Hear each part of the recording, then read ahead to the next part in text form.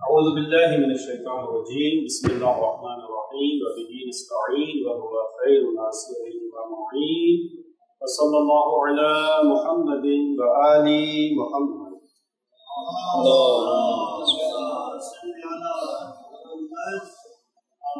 الکافی میں سے امام علی بن موسیٰ رضا علیہ السلام کی معروف اور مشہور جامع اور طولانی روایت پڑھ رہے تھے، جس میں امام علیہ السلام نے امامت کی حقیقت اور امام کے فضائل کو بیان کیا ہے۔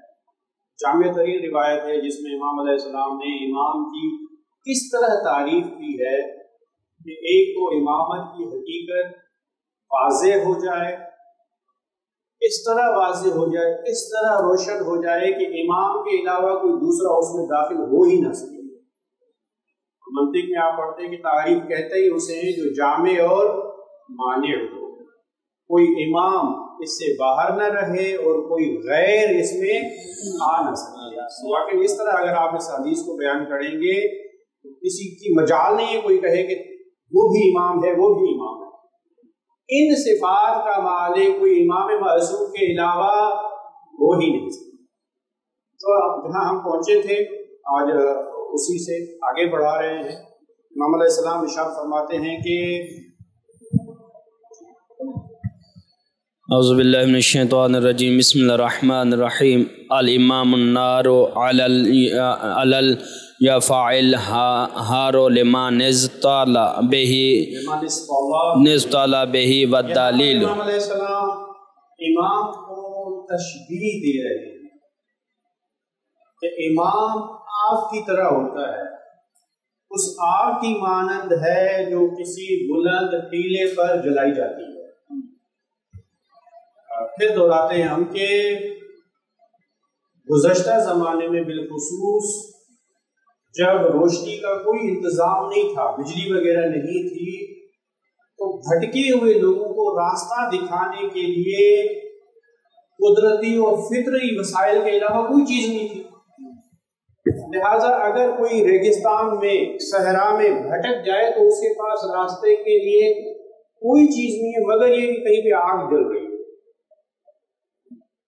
یہ آگ ان کو بتاتی تھی کہ وہاں پہ کوئی آبادی ہے، آگ بتاتی تھی کہ اس طرف کیا ہے، آگ سے رہنمائی ہوتی تھی، کیونکہ آگ وسیلہ رہنمائی ہے، آگ سے رہنمائی حاصل ہوتی ہے، اس لیے امام کو تشبیہ دی جا رہی ہے۔ اور یہ جتنی بھی تشبیہیں ہیں آپ نے ملاحظہ کیا ہوگا کہ امام کبھی سورج کہہ رہے ہیں، کبھی چاند کہہ رہے ہیں، کبھی ستارہ کہہ رہے ہیں، یہ ساری اس لیے ہے کہ ان سے رہنمائی حاصل ہوتی ہے۔ ریگستانوں میں یا اگر کہیں پر آج کے زمانے میں بھی اگر کہیں پہ برف باری ہو جائے، جہاں برف باری ہوتی ہے، تو جب برف باری ہوتی ہے تو کیا ہوتا ہے، پورا علاقہ سفید ہو جاتا ہے، پھر آپ کو پتہ ہی نہیں چلتا کہ کس طرف کیا ہے، کیونکہ عام حالات میں آپ دیکھتے ہیں کہ یہ بلڈنگ اس طرف کھڑی ہے، وہ درخت اس طرف ہے، ان چیزوں کے ذریعے سے طرف کا اندازہ لگا دیتے ہیں، لیکن سفیدی کی چادر ہی سفیدی کی چادر ہو، سفیدی ہی سفیدی ہے، پتہ نہیں چلتا۔ مخصوصاً اگر آپ شہر سے بھی باہر ہو کسی چیز کا پتہ نہیں چلتا، کیسے پتہ چلے گا اگر کہیں پہ آگ جلائی جائے۔ ایک معروف واقعہ ہے جناب فاطمہ معصومہ سلام اللہ علیہ اور اتفاق حسن اتفاق یہ ہے کہ پاکستانی زائرین کے لیے تھا، ٹھیک ہے نا۔ بی بی کے خادم کہتے ہیں کہ میں نے خواب میں بی بی سلام اللہ علیہ کو دیکھا، آپ فرماتے ہیں کہ فوراً منارے پر جاؤ اور وہاں پر آگ جلاؤ۔ مجھے حیرانگی ہوئی کہ آدھی رات میں ایسی کیا بات ہو گئی ہے، اطاعت میں نے کی اور میں نے جا کے آگ جلائی۔ صبح جب ہوا تو پھر ایک قافلہ داخل ہوا حرم میں، ان کی بات کرتے ہوئے آ رہے تھے کہ بی بی معصومہ کا کرم ہے کہ رات کو منارے پر آگ ہمیں دکھائی دی اور ہم چلے آئے، ورنہ راستہ بھٹک گئے تھے، اگر ہمیں راستے کا پتہ نہ چلتا تو اس برستی ہوئی برف باری میں اور سردی میں ہم تو مر ہی جاتے۔ قافلہ راستہ بھٹک گیا تھا، انہیں پتہ ہی نہیں چل رہا تھا کہ کہاں جانا ہے۔ جب منارے پر آگ جلائی گئی تو ان کو آگ نظر آئی، ایک رہنمائی ملی اور اس سے وہ منزل تک پہنچے۔ تو امام اس آگ کی طرح ہے جو بلندی پر جلائی جائے، یعنی رہنمائی کرتا ہے. یہ سارے جتنی تشبیہات ہیں سارے کی ساری رہنمائی کے لیے، ہدایت کے لیے، چراغ کے ساتھ ہو یا جتنی بھی تشبیہات. دوسرا آگ کا کام جو ہوتا ہے، ایک تو آگ میں کیا ہے، روشنی ہے، نور ہے، اور دوسرا آگ میں جو ہے وہ حرارت ہوتی ہے. آگ میں حرارت ہوتی ہے. کسی نے بہت اچھی مثال دی تھی، بالفرض اگر آپ نے چائے بنانی ہے، چائے بنانے کے لیے ضروری وسائل کون سے ہیں؟ چائے بنانے کے لیے ضروری وسائل، ٹھیک ہے نا، آپ پاکستانی پہلے نام دیں گے دودھ کا، دودھ والی چائے، ٹھیک ہے نا، کیونکہ دوسری جگہوں پر جائیں تو یہ چائے آپ کو نصیب نہیں ہوتی. ٹھیک، دودھ چاہیے، چائے کے لیے پتی چاہیے، کچھ افراد میٹھی چائے پیتے ہیں، آج کل پھیکی کا بھی رواج آ گیا ہے. جو زیادہ امیر ہے وہ چینی کم استعمال کرتا ہے الحمدللہ. تو چینی چاہیے، اور کیا چاہیے، پانی چاہیے، اور آگ چاہیے. یہ ساری چیزیں آپ کے پاس ہیں. آگ کیا کرے گی؟ پانی گرم، یہ جو اجزاء ہیں، یہ جو چیزیں ہیں، یہ الگ الگ ہیں. پانی خالی پانی کام کا نہیں ہے، دودھ خالی کام کا نہیں ہے، پتی کام کی نہیں ہے، چینی کام کی نہیں ہے. جب تک حرارت نہ ہو، یہ حرارت آ کے ان اجزاء متفرقہ کو آپس میں ملا دیتی ہے اور چائے بن جاتی ہے. اسی طرح اگر امام نہ ہو تو معاشرے کے تمام افراد اکیلے اکیلے الگ الگ ہوں گے. یہ امام ہے جو اپنی حرارت سے ان کو جوڑ دیتا ہے. تو اس لیے رسول اللہ کی حدیث میں ہے کہ اِنَّا لِقَتْلِ الْحُسَيْنِ فِي قُلُوبِ الْمُؤْمِنِينَ حَرَارَةً لَا تَبْرُدُ أَبَدًا. شہادت حسین نے مومنین کی دلوں میں حرارت ایجاد کی ہے جو کبھی بھی ٹھنڈی نہیں پڑے گی. یہ حرارت ان کو جوڑتی رہے گی، ملاتی رہے گی، جوش دلاتی رہے گی اور جذبہ فراہم کرتی رہے گی. یہ امام آگ، ٹھیک ہے نا، کوئی یہ نہ سمجھے امام آگ ہے، آگ جلا دے گی. نہیں بھائی، آگ کے بہت سارے فوائد ہیں. یہاں جو آگ کہا جا رہا ہے مثبت فوائد کی وجہ سے. یہ بات بھی یاد رکھنے کے قابل ہے کہ ہماری زندگی میں جتنے بھی وسائل ہیں، وہ وسائل جو ہماری زندگی کے لیے ممد و معاون ہیں، وہی وسائل کبھی موت کا سبب بھی بن سکتے ہیں. پانی کتنی ضروری چیز ہے، لیکن سیلاب کی صورت اختیار کر لیں، بہا کے لے جائے گا. جو منشأ حیات تھا وہ سبب مرگ بن سکتا ہے. کیا پانی بری چیز ہے؟ نہیں. کوئی انسان پانی مخصوص کیفیت تو ڈوب جائے. تو اسی طرح یہ جتنی چیزیں ہیں تشبیہ دی جا رہی ہے امام کو، ان کے فوائد مفیدہ کے اعتبار سے دی جا رہی ہے. کوئی ان کو منفی نہ لے، امام آ گئے یہ تو آپ نے امام کی توہین کر دی. جی نہیں، آگ کے جو مثبت پہلو ہیں ان کی وجہ سے تشبیہ دی جا رہی ہے. لیکن اگر یہ آگ نہ ہو تو کیا ہم کوئی کھانا کھا سکیں گے؟ واقعی اگر اس طرح صحرا میں اگر آگ نہ ہو تو ہدایت اور رہنمائی ہو سکے گی؟ ان اعتبارات سے امام کو یہاں پہ تشبیہ دی جا رہی ہے. الامام النار، جو کسی بلند ٹیلے پہ یفا پہ جلائی جائے، اور یہ کیا کرے گی کام؟ رہنمائی کرے گی. اور دوسرا حرارت کا کام کہ اگر سردی زیادہ ہے تو وہاں پر ٹھیک ہے، کیونکہ ہماری کلاس خطابت محور ہے، ہم نے خطابت کے نکات بھی آپ کو دینے ہیں. حضرت موسیٰ علیہ السلام کو نبوت کیسے ملی بھائی؟ آگ کی وجہ سے. کیا ہوا؟ وہ وہاں سے لوٹ رہے تھے حضرت شعیب کے ہاں سے، بیوی حاملہ تھی، رات کا وقت ہو گیا، تاریکی ہی تاریکی ہے. تو انہوں نے کہا کہ آپ یہاں پہ بیٹھے، میں جا کے ڈھونڈتا ہوں کہیں آگ نظر آ جائے تاکہ حرارت کا سبب بنے، ہم سردی کو دور بھگا سکیں اور رہنمائی بھی ہو سکے. آگ ڈھونڈنے نکلے تھے کہ نبوت مل گئی، ہدایت ہو گئی. یہ آگ انسانی زندگی میں اس کا بڑا عمل دخل ہے. اس لیے امام علیہ السلام نے یہاں امامت کو آگ سے تشبیہ دیے. رہنمائی کے لیے، حرارت کے لیے، دلوں کو جوڑنے کے لیے اور اشیاء کو مفید بنانے کے لیے. یہ ایک آگ ہے. آگے امام کیا فرما رہے ہیں؟ والدلیل والدلیل فی المہالک، دلیل فی المہالک، دلیل وہی رہنمائی ہے. مہالک طریق میں اندھیری میں مکان ہے، مہلکے کی جگہ ہے جہاں پہ ہلاکت کا خطرہ ہو.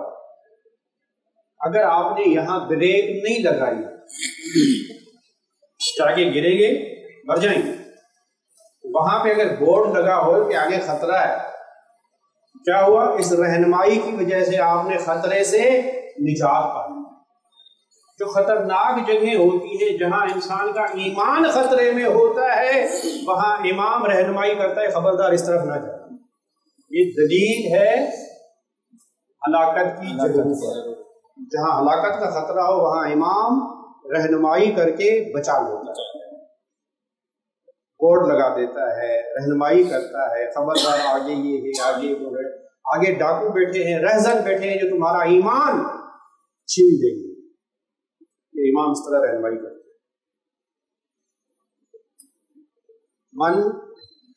من فرقہ فہالک، فارقہ فہالک، فارقہ جو امام سے جدا ہو جائے، دور ہو جائے، امام کی بات نہ مانے، فہالک وہ ہلاک ہو. امام رہنمائی کر رہا ہے لیکن آگے کنواں ہے، کوئی نہ روکے، جا کے گرے گا، اسی میں مر جائے گا. آگے جو ہے وہ کیا ہے؟ خطرناک موڑ ہے. اگر وہاں پہ رہنمائی نہ کی جائے، کوئی امام کی بات نہ مانے، امام سے جدا ہو جائے، یہ مفارقت چاہے اعتقادی ہو چاہے عملی ہو، امام سے جدا ہو جائے چاہے عقیدے میں چاہے عمل میں، ہلاک ہو. اگر ہلاکت سے بچنا ہے تو امام سے رہنمائی ناگزیر ہے، امام سے رہنمائی لینی ہی پڑے گی. یہ رہنمائی کے حوالے سے. اور مزید امام کیا فرما رہے ہیں؟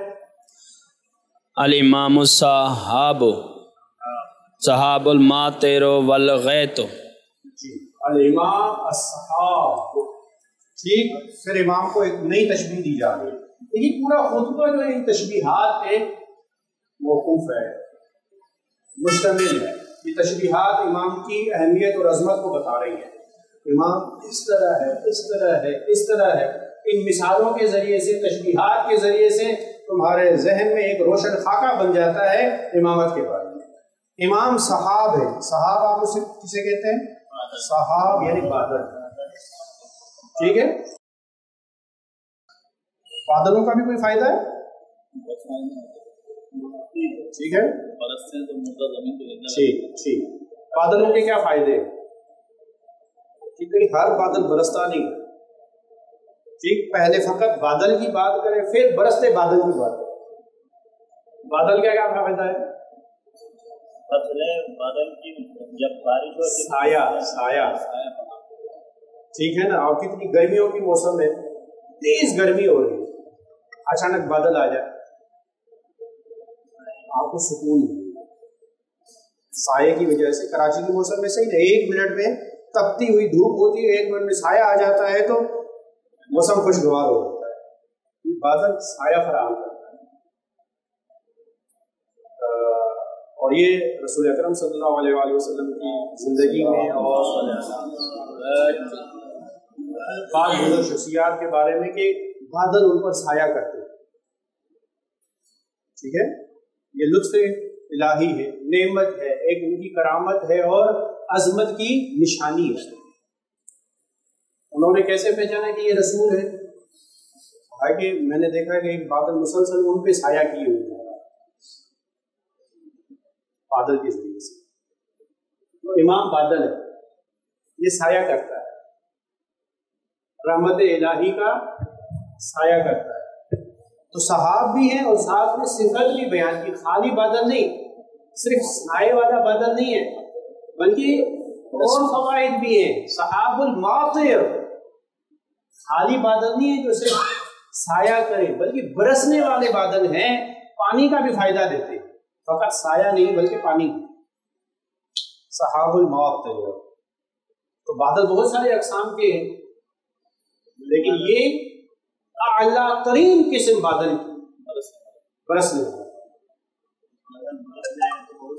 اور سکون آتا ہے اور زیادہ مفید ہوتا ہے۔ تو خالی سایہ اور ساتھ میں پانی، سحاب المعطر، برسنے والے بادل ہیں۔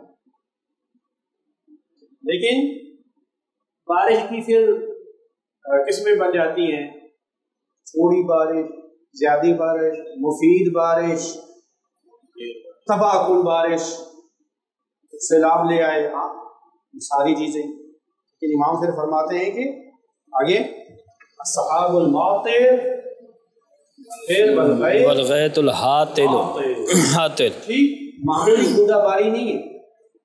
دیکھیے بوندا باری سے یہ ہوتا ہے کہ آج کل جو ہمارے خوش مزاج لوگ ہیں وہ چاہتے ہیں کہ فقط بوندا باری ہو، کیونکہ ان کو پانی کسی اور چیز کے لیے چاہیے نہیں ہوتا۔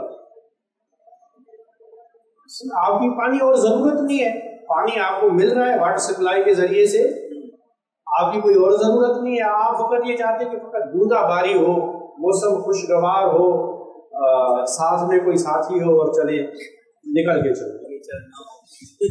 لیکن اگر اچھا یہ نقطہ بھی دے رہا ہوں کیونکہ خطابت کی کلاس ہے، یہ ساتھ میں یار کی، اور یہ امام علی علیہ السلام اور رسول اللہ صلی اللہ علیہ وآلہ وسلم کی باتوں میں سے ایک ہے، اس میں معجزہ بیان کیا گیا ہے کہ خوشگوار موسم میں رسول اللہ صلی اللہ علیہ وآلہ وسلم نے امام علی علیہ السلام سے فرمایا کہ آؤ باہر چلتے ہیں۔ وہاں گئے اور ان کے لیے بہشتی میوے آئے، انہوں نے تناول کیے، واپس آ رہے تھے کہ کوئی دو اشخاص مل گئے، انہوں نے کہا ہمیں بھی دیں، نکال کے دینا چاہا تو پھل غائب ہیں، جب پہنچے حقیقی مقام پر تو پھل پھر آ گئے۔ یہ بات میں نے ایسا ہی نہیں کہی تھی، اس واقعے کو مد نظر رکھتے ہوئے، کیونکہ آپ کی ضرورت اور کچھ نہیں ہے، آپ کہتے ہیں فقط بوندا باری ہو۔ لیکن اگر آپ ایسی جگہ پہ جہاں پہ واٹر سپلائی نہیں ہے، پانی پہنچنے کا اور کوئی انتظام نہیں ہے سوائے بارش کے، پھر آپ کیا کہیں گے؟ موسلا دھار بارش، ٹھیک ہے نا، بادل جم کے برسے، خوب برسے، تاکہ پانی جمع ہو، ہمارے لیے چند دنوں کا ذخیرہ ہو، ہمارے مال مویشیوں کے لیے، ان کے چارے کے لیے ذریعہ بنے، وسیلہ بنے۔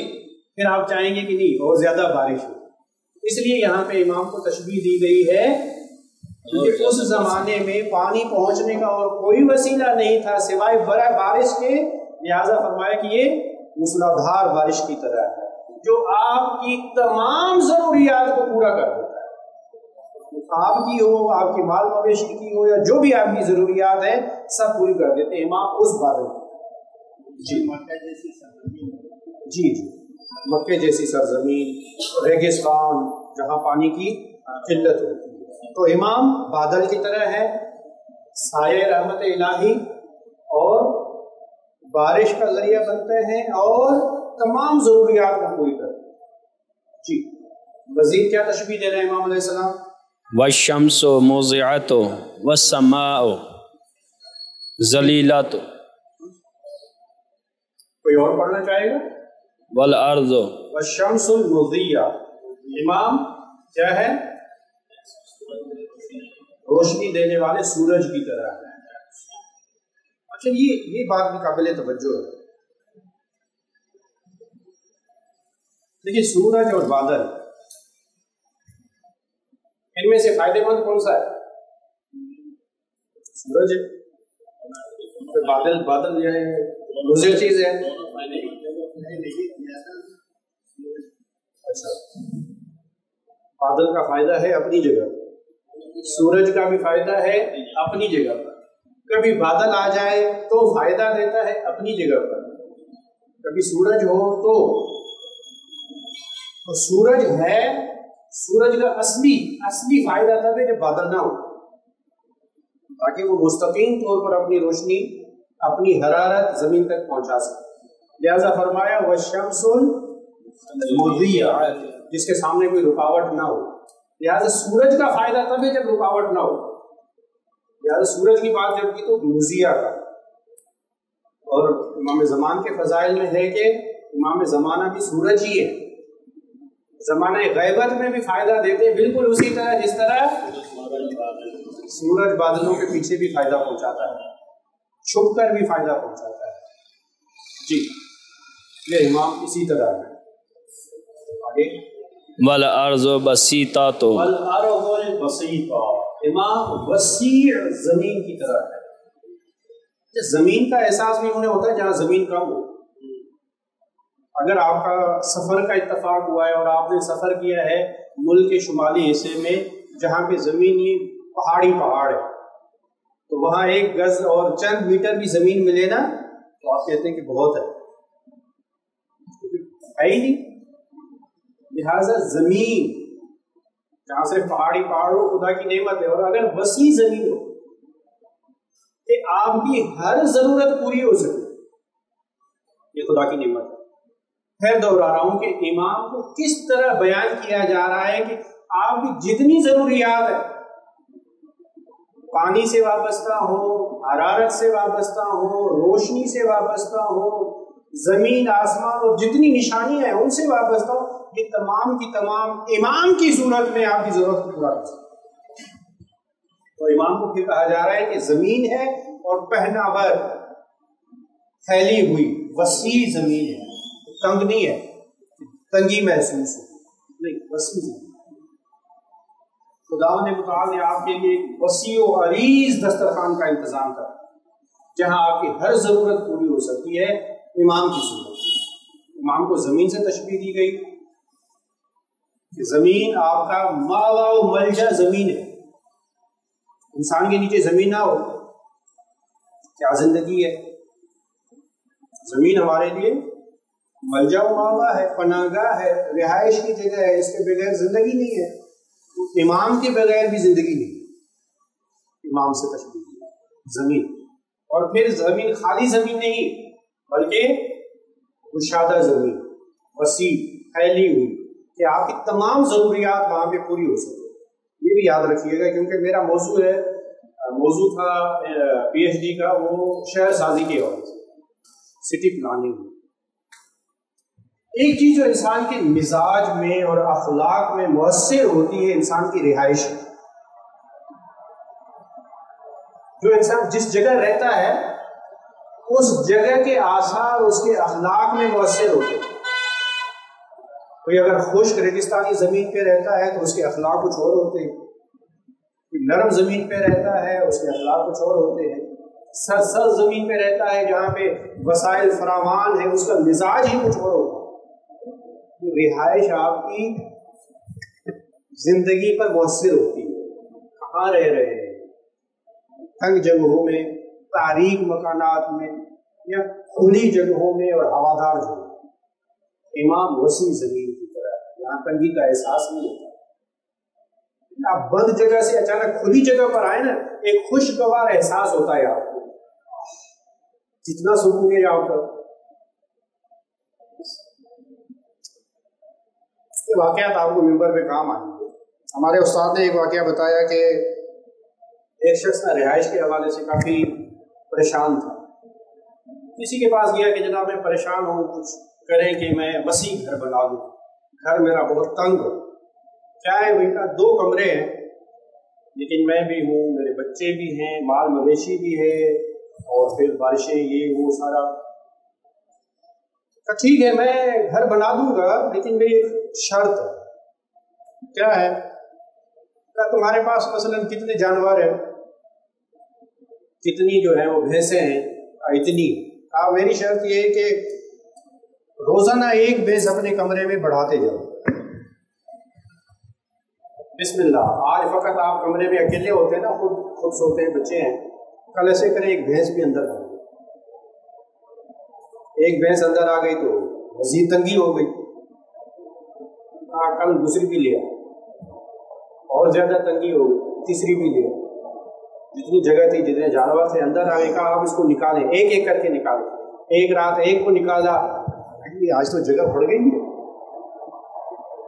دوسری رات میں دوسرے کو نکالا، کہا آج تو جگہ اور زیادہ ہے، تیسرے دن تیسری کو نکالا، چوتھے دن چوتھے، جب سب کو نکال چکا پھر اس نے کہا بتاؤ اب بہت جگہ ہے، کوئی کمی تھوڑی ہے. کیونکہ ہم محدود سوچتے ہیں، فقط اسی کو دیکھتے ہیں. اگر یہ بھی نہ ہو تو کیا ہوگا؟ یہ بھی ایک چیز سکون کا سبب بنتی ہے. قرآن مجید نے ہمیں دعوت دی ہے، اگر یہ نہ ہوتا پھر کون تمہارے لیے بندوبست کرتا؟ اگر ہمیشہ دن ہوتا تو کون ہے جو تمہارے لیے رات کا بندوبست کرتا؟ اب یہ بھی سوچ کے دیکھیں. ہمیشہ رات ہوتی تو کون تھا جو تمہارے لیے روشنی کا انتظام کرتا؟ سورج کی اہمیت سامنے آ جائے. یہ نعمتیں اگر ایک لمحے کے لیے چھن جائے نا ہم سے، پھر احساس ہوتا ہے کہ نعمت کیا ہے. یہ امام اس طرح کی نعمتیں. جی آگے بڑھتے ہیں. والعین الغزیرات، عین الغزیرہ، عین کسے کہتے ہیں آپ؟ عین چشمے. ٹھیک، پھر دوبارہ امام کو پھر تشبیہ دی گئی ہے چشمے سے. پہلے سمندر کا، ٹھیک ہے، دریا کا، اب کہہ رہے ہیں چشمہ. جہاں پہ کچھ بھی نہ ہو وہاں پہ چشمہ بھی بڑی بات ہے. اور چشمہ بھی غریزہ، ابلتا ہوا چشمہ.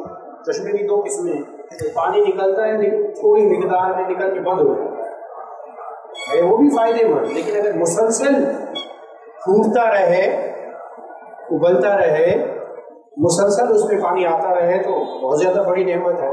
لہٰذا امام کو تشبیہ دی گئی چشمے سے، اور ابلتا ہوا چشمہ جو مسلسل فائدہ پہنچا، انسانی فائدہ مسلسل. والعین الغزیرہ، غریزہ غریزہ والغدیر، غدیر ہے، والروضات. جی الامام الغدیر. امام غدیر ہے یا امام صاحب غدیر ہے؟ امام یہاں کہہ رہے ہیں الامام الغدیر، صاحب غدیر ہے. غدیر کسے کہتے ہیں؟ تالاب کو کہتے ہیں، وہ نیچے والی جگہ جہاں پہ پانی جا کے جمع ہو جاتا ہے، تالاب. پھر دوہرا رہا ہوں، جہاں پہ کچھ بھی نہ ہو وہاں پہ تالاب بھی بڑے کام کی چیز ہوتی ہے. تالاب جہاں پہ پانی جمع ہو جاتا ہے. گزشتہ زمانے میں اور کوئی وسیلہ نہیں ہوتا تھا پانی کا، لوگ ڈھونڈتے تھے کہ تالاب کہاں پر ہے، کچھ تو پانی ہوگا وہاں پہ. امام غدیر ہے، جہاں کہیں بھی پانی نظر نہ آئے وہاں تالاب میں پانی ملتا ہے.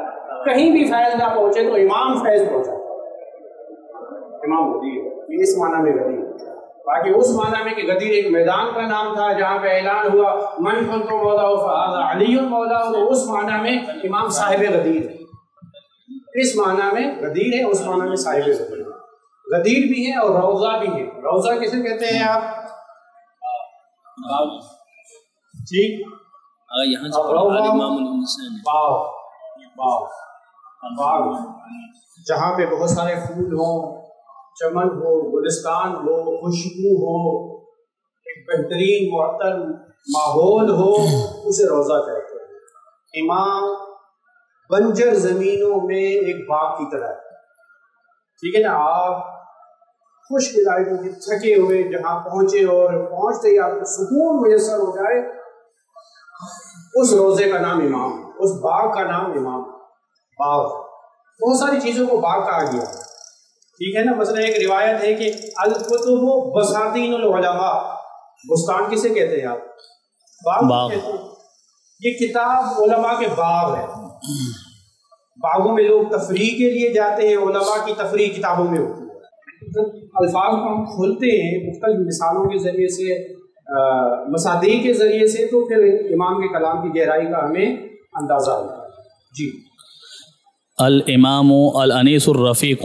الانیس الرفیق، امام انیس، رفیق رفیق دوست، انیس مونس، مونس اور غمخوار. دیکھیے انسان کوئی بھی اکیلا زندگی بسر نہیں کر سکتا. ہمیشہ انسان اجتماع میں زندگی بسر کرتا رہا ہے، دوسروں کے ساتھ. کوئی ساتھی چاہیے، کوئی ہمدم چاہیے، کوئی مونس اور غمخوار چاہیے. بہترین مونس و غمخوار امام ہو. امام اب دیکھیں ان ساری چیزوں کے بعد سورج، بادل، غدیر، چشمہ، ان ساری چیزوں کے بعد امام امامت کو بیان کر رہے ہیں رشتوں کی صورت میں، تعلقات کی صورت میں۔ امام کو بیان کرنے کا ایک رخ یہی کہ رشتوں کے ذریعے سے اسے واضح کرے۔ اگر آپ اکیلے ہو، آپ کا زندگی میں کوئی بھی دوست نہیں ہے، آپ کی زندگی کیسے بسر ہوگی؟ ٹھیک کہا جاتا ہے کہ کسی کو پہچاننا ہو تو یہ دیکھو اس کا دوست کون ہے، دوست کے ذریعے سے تعارف کا پتہ چلتا ہے۔ بہترین دوست الامام انیس الرفیق۔ ٹھیک اجتماعی رشتوں کے ذریعے سے امامت کا تعارف ہوگا۔ یہ مونس اور غمخوار اور ہمدم ساتھی کی طرح ہے جو کبھی بھی انسان کو تنہا نہیں چھوڑتا، دکھوں میں بھی شریک ہوتا ہے، ٹھیک ہے نا، سکھ میں تو ہر کوئی ہوتا ہی ہے، دکھ کا ساتھی ہے۔ اس کے بعد پھر امام رشتوں میں آ کے کہہ رہے ہیں کہ امام ایک والدہ کی طرح ہے، ایک بھائی کی طرح ہے۔ جی والوالد الشفیق، والوالد الشفیق، امام شفیق والد کی طرح ہے۔ کسی کے سر پہ شفیق والد کا سایہ ہو کبھی بھی اپنے آپ کو تنہا محسوس نہیں کرتا، ٹھیک ہے نا۔ بچہ ہے مثلا کسی سے لڑ کے آیا، ٹھیک ہے نا، آپ باپ اسے بھیج رہے جاؤ یہ چیز لے کے آؤ، اور اسے پتہ ہے وہاں سے گزرنا پڑے گا، جہاں سے لڑ کے آیا وہ نہیں جائے گا۔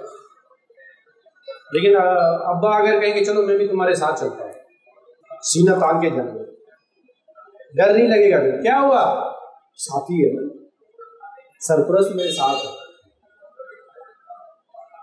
لیکن اگر ہمیں اپنے زمانے کے امام کی ضرورت کا اتنا بھی احساس ہو جائے، شاید ظہور میں جلد تعجیل ہو کہ ہم محسوس کریں کہ امام شفیق والد کی طرح، کسی کے سر پہ اگر باپ کا سایہ نہ رہے تو کتنا بے چین ہوتا ہے۔ تھوڑی بھی بے چینی ہم محسوس کریں نا، امام کا ظہور ہو جائے، ٹھیک ہے نا۔ ایک شفیق والد ہم سے دور ہے اور ہمیں احساس نہیں ہے، امت کو احساس نہیں ہے۔ اگر ہو امام الوالد الشفیق اور والاخ الشقیق، والاخ الشقیق، وہی مونس ہمدم غمخوار اور دوست بھائی، دوست بھائی، یعنی ایک بھائی تو ہوتا ہے رشتے میں تو بھائی ہے لیکن منہ دیکھنا بھی پسند نہیں کرتا، نہیں، شفیق مہربان ہے، بھائی بھی ایسا ہے۔ اور والام البرۃ بالولد الصغیر، ام البرہ، ماں سے زیادہ کسی کی محبت نہیں ہوتی انسانی رشتوں میں، لیکن ماں کبھی بھی ایسے بھی نکلتی ہیں کہ جو اولاد کو اہمیت نہیں دیتی، اس لیے امام نے صفت لگائی ام البرہ، نیک ماں، اچھی ماں۔ اچھی ماں کبھی اپنے بچے کو تنہا نہیں چھوڑتی، خود بھوکی رہے گی بچے کو کھلائے گی، خود پیاسی رہے گی بچے کو پلائے گی۔ بچہ اگر بسترا جو ہے وہ گیلا بھی کر دے نا، خود گیلی جگہ پہ سوئے گی، بچے کو خشک جگہ پہ سوئے گی۔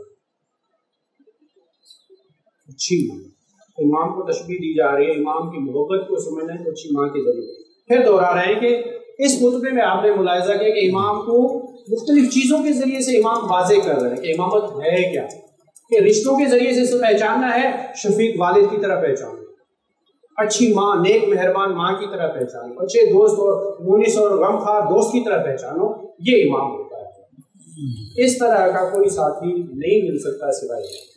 بہرحال ٹائم ہمارا پورا ہو چکا ہے، یہ چیزیں ہم اس لیے دوہرا رہے ہیں، کھول کے واضح بیان کر رہے ہیں تاکہ آپ کو منبر کے لیے مطالب مل سکے۔ ایسا نہ ہو کہ آپ کہیں کہ خطبہ کو پڑھا تو ہمیں کچھ ملا ہی نہیں۔ جی اچھا، ایک جملہ اور پورا کرنا ہے۔ ومفزع العباد فی الداہیۃ النادی، ومفزع العباد، پناہ گاہ ہے کس میں، پھر وہی ہے کہ خطرناک اور مہلک جگہوں پر پناہ گاہ اگر چاہیے تو وہی ہے۔ امام مفزع ہوتا ہے، ملجا ہوتا ہے، ماوا ہوتا ہے۔ بہرحال خداوند متعال ہمیں امام کے فیض سے زیادہ مستفیض ہونے اور دنیا اور آخرت میں امام کے ساتھ رہنے کی توفیق عطا ہو۔ محمد و آل محمد صلی اللہ علیہ وسلم، اللہم صلی علی محمد و آل محمد۔